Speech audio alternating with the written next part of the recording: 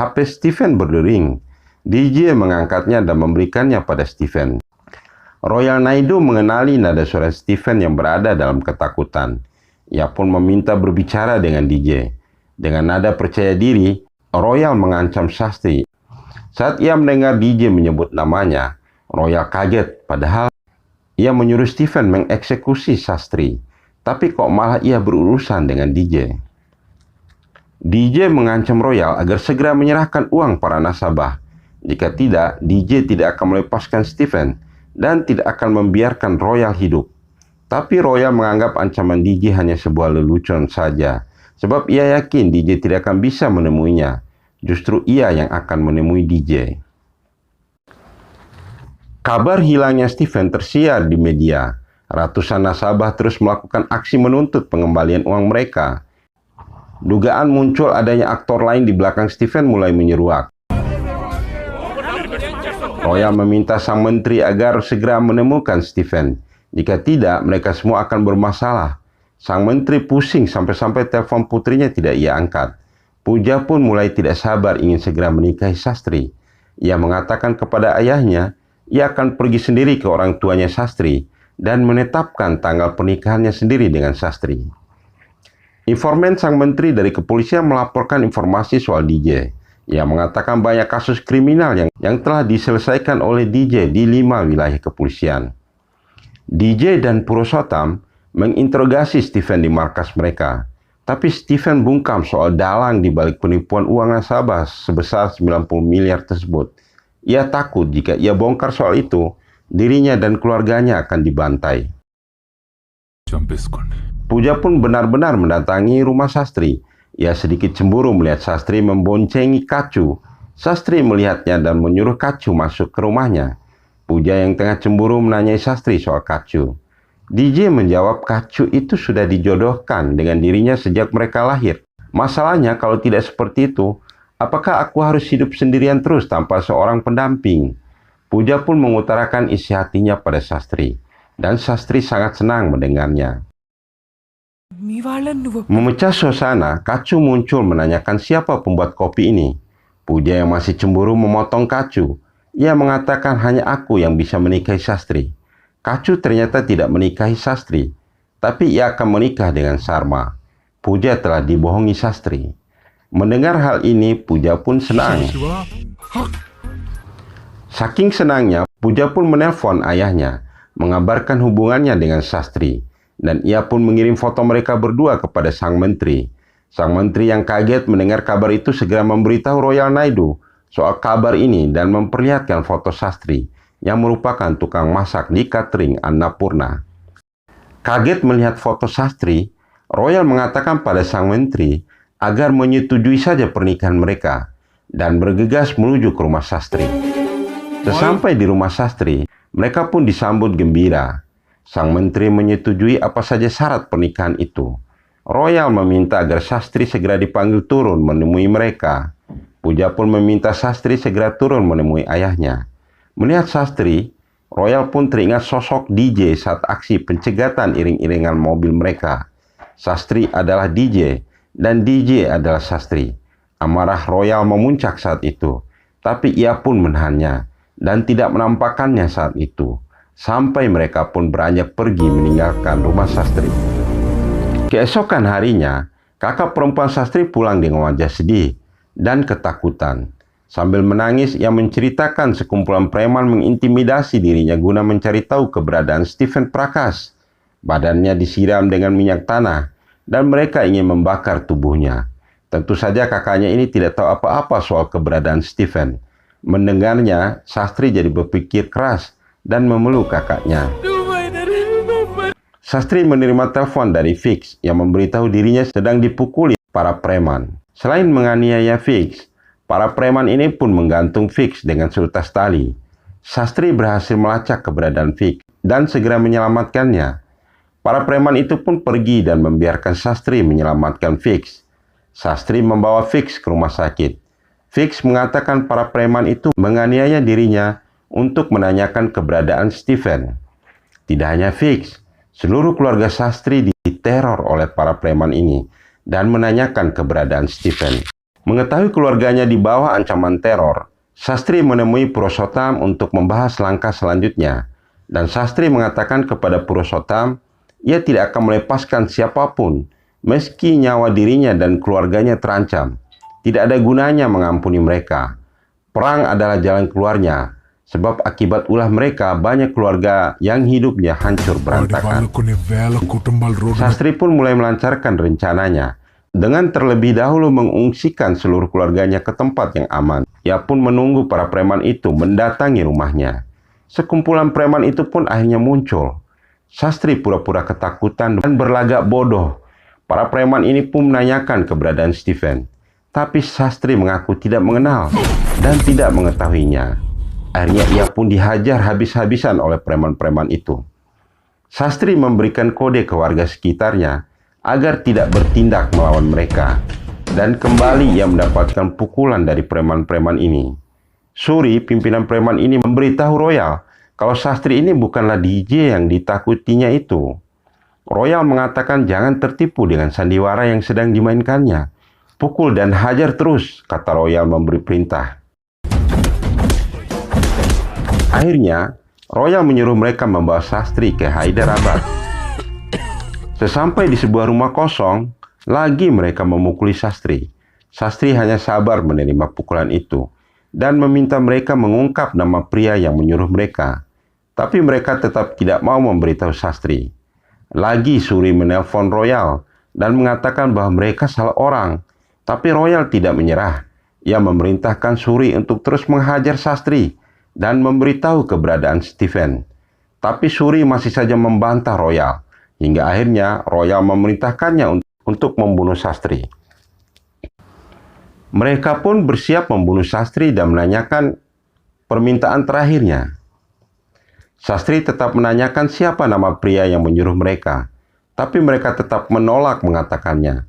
Saat preman ini bersiap membunuh Sastri, Sastri pun mengatakan permintaan terakhirnya, yakni lepaskan kalung rudraksa yang dikenakannya. Akhirnya kalung itu pun dilepas dari leher Sastri. Setelah kalung terlepas, tiba-tiba tubuh preman ini terlontar ke atas mengenai lampu dan jatuh kembali diikuti dengan jatuhnya lampu yang mengenai mukanya. Para preman ini kaget. Sastri kembali menghajar anak buah Suri dan secepatnya ia memanggulnya dan menanyakan mereka siapa nama bos yang memerintahkan mereka. Tidak ada satupun yang menjawabnya. Ia pun menarik kaki salah satu anak buahnya Suri dan melemparkan ke atas tonggak besi. Satu persatu preman ini dihajarnya tanpa ampun. Dengan gerakan mendorong, preman itu pun terlontar dan tertancap di pisau yang menempel di dinding. Dengan gerakan memelintir, ia pun memelintir kepala preman itu dengan melemparnya ke salah satu preman yang memegang pisau, siap untuk menusuknya. Sastri dengan gerakan cepat menendang mereka hingga terjatuh. Gerakan-gerakan memelintir dan mendorong ia lakukan dengan sangat cepat untuk menjatuhkan para preman ini. Bahkan dengan gerakan cepat, ia bahkan menusuk para preman itu hingga mati. Tapi secara tiba-tiba salah seorang preman memukulnya dengan menggunakan tongkat besi.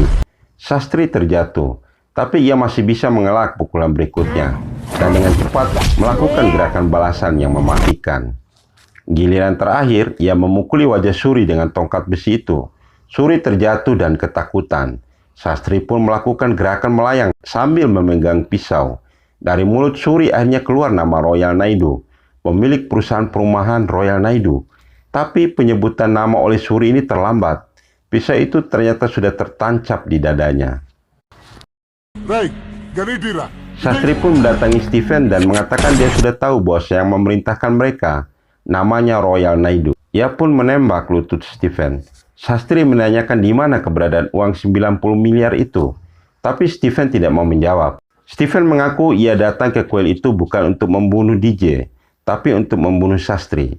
Karena Royal ingin menikahkan anaknya dengan putri sang menteri. Tapi putri sang menteri mencintai Sastri. Putranya Royal yang mengelola semua uang itu, kata Stephen. Kunci keberadaan Avinash ada pada Pooja. Sastri pun menemui Pooja meminta bantuannya untuk mengungkap keberadaan Avinash. Tapi terlebih dahulu ia mengungkap jati dirinya yang menjadi DJ yang kuat dan menjadi Sastri yang lemah. Jika kamu merasa ini semua salah, kamu boleh tinggalkan tempat ini. Tapi jika kamu merasa ini benar, maka beritahu informasi lengkap tentang putranya Royal Naidu. Namun, ternyata Puja benar-benar telah jatuh cinta terhadap dirinya, baik saat ia menjadi DJ atau sastri.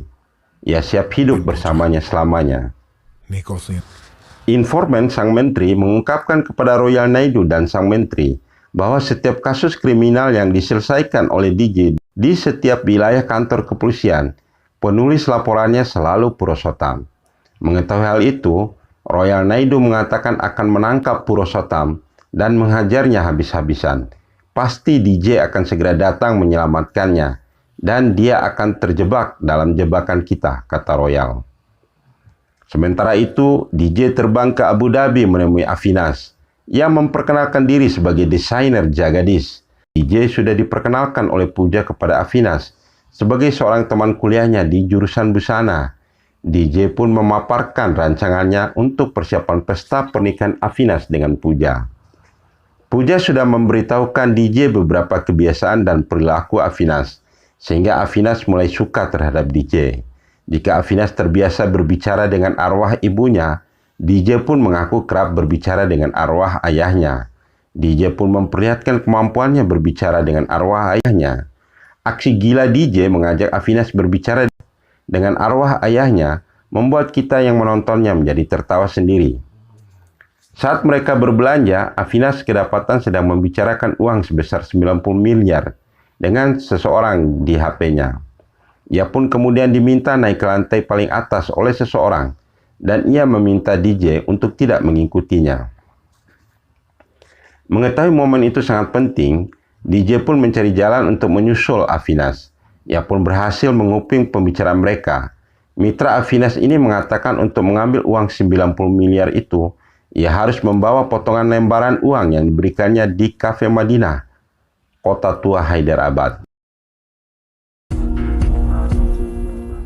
Sementara itu, Purosotam diculik oleh orang-orangnya Royal Naidu. Royal Naidu menekan Purosotam untuk mengungkap posisi DJ saat sekarang. Kamu menangkapku, DJ juga pergi menangkap anakmu, kata Purosotam. Mendengar hal itu, Royal pun kaget. Avinas dan DJ akhirnya kembali ke Hyderabad. Mereka pun akhirnya berpisah di bandara. Avinas pun tiba di tempat ayahnya. Ia mengatakan kepada ayahnya, DJ itu orang yang hebat. Tapi saat ia diminta ayahnya memperlihatkan potongan uang untuk mengambil uang 90 miliar, ia pun tidak menemukan di kantong bajunya. Ia teringat saat di bandara, ia menyerahkan jaketnya untuk dibawa oleh DJ. Dari bandara, DJ ternyata langsung menuju ke Cafe Madinah. Ia pun mengambil uang 90 miliar itu dengan memperlihatkan potongan uang yang diambilnya dari jaket Avinas. Royal Naidu memarahi Avinas karena bertindak bodoh menyerahkan jaketnya pada DJ. Tanpa sadar, ia mengatakan Avinas sama gilanya dengan ibunya. Avinas marah mendengarnya, tapi Royal mengalihkannya ke Purosotam. Ia perintahkan Purosotam segera menelpon DJ. Tiba-tiba DJ datang dengan mobil berisi uang 90 miliar itu. Melihat DJ, Avinas langsung menghajar dan membantingnya. Ia marah karena DJ telah menipunya. Ia pun terus memukuli DJ. Tidak terima atas perlakuan Avinas, DJ pun balik menghajar Avinas. Dengan pukulan terbangnya, Avinas dibuat tidak berdaya. Ia pun melemparkan tubuh Avinas ke arah mobil hingga pintu mobil itu pun terbuka dan tumpukan uang 90 miliar itu terlihat. Mendengar ada uang di atas mobil itu, Royal berlari ke arah mereka. Tapi DJ mengakali Avinas atau arwah ayahnya yang memintanya membawa uang itu kepada dirinya atas suruhan arwah ibunya. Royal bingung mendengarnya. Avinas meyakinkan ayahnya kalau DJ memiliki kebiasaan yang sama dengan dirinya, bisa berbicara dengan arwah ayahnya. Ayahnya marah karena kebodohan Avinas. Tapi DJ berdalih, jika ia menipu Avinas, kenapa ia bawa uangnya ke sini? Avinas percaya pada DJ. Tapi Royal berusaha meyakinkan Avinas kalau DJ datang untuk menyelamatkan temannya. DJ pun berpura-pura tidak mengenal Purosotam. Untuk meyakinkan Avinas, Royal mengatakan akan membunuh Purosotam kalau memang ia bukan temannya DJ. Avinas pun mengatakan hal yang sama pada DJ. DJ malah mengatakan bunuh saja dia. Avinas dan Royal mendekati Purosotam. Afinas menodongkan pistolnya pada Purosotam. Purosotam pasrah, tapi DJ ternyata punya akal lain. Ia pura-pura berbicara dengan arwah ayahnya. Ia pun pura-pura mengatakan seolah-olah ibunya Afinas lagi ada masalah. Afinas pun urung membunuh Purosotam dan mendekati DJ menanyakan kenapa dengan ibunya. Lagi-lagi Royal memarahinya dan mengatakan dirinya bodoh karena ibunya sudah 20 tahun lalu mati. DJ tidak kurang akal. Ia mengatakan ibunya Afinas sedih karena melihat anaknya yang ingin membunuh orang yang tidak bersalah. Sementara pembunuh ibunya dibiarkan bebas. Ayahmu telah membunuh ibumu, kata DJ. Royal berusaha membantah tuduhan DJ itu dan ia mengatakan sangat mencintai ibunya Afinas. Tapi DJ terus meyakinkan Afinas bahwa jika ayahmu sangat mencintai ibumu, kenapa semua perusahaan ayahmu tidak atas nama ibumu? Royal berdalih, jika menggunakan nama ibumu, maka tidak ada orang yang mau membelinya. Dengan dalih ini, makin memperkuat tuduhan DJ bahwa Royal ingin membuat nama ibunya Afinas dilupakan oleh orang. Akhirnya Afinas dibuat bingung oleh Royal dan DJ, antara membunuh DJ atau membunuh ayahnya. DJ mengatakan, biarlah ayahmu bersatu dengan ibumu. Ibumu saat sekarang tengah menunggu ayahmu. Dan dalam kebingungan itu, Afinas pun melesatkan peluru pistol itu ke ayahnya. DJ memujinya. Afinas senang mendengarnya dan mengatakan kepada arwah ibunya bahwa sebentar lagi ayahnya akan berada lagi di sampingnya. DJ pun menyuruh Afinas berbicara dengan arwah ibunya. Pistol yang dipegangnya diambil oleh DJ. DJ mendekati Royal dan mengatakan bahwa ia telah membuktikan perkataannya yang akan membunuhnya ketika ia bertemu dengan dirinya. Ia pun kembali melesatkan tembakan ke arah Royal. Afinas malah senang melihatnya. Dasar anak gila, kata ayahnya, seraya mengembuskan nafas terakhirnya. Di akhir cerita, korban penipuan Agro Diamonds akhirnya mendapatkan kembali uang mereka. Sastri tidak menemui mereka karena ia berkeyakinan bahwa hanya kebaikan saja yang perlu dilihat, bukan orang yang melakukannya. Korban Agro Diamond senang menerima kembali uang mereka. Sementara Afinas dibawa oleh aparat kepolisian untuk diamankan. Demikian alur cerita film India yang berjudul Duvada Jaganadam ini. Moga Sobat Arset Channel semuanya terhibur. Dan tunggu alur cerita film berikutnya. Wassalamualaikum warahmatullahi wabarakatuh. Bye.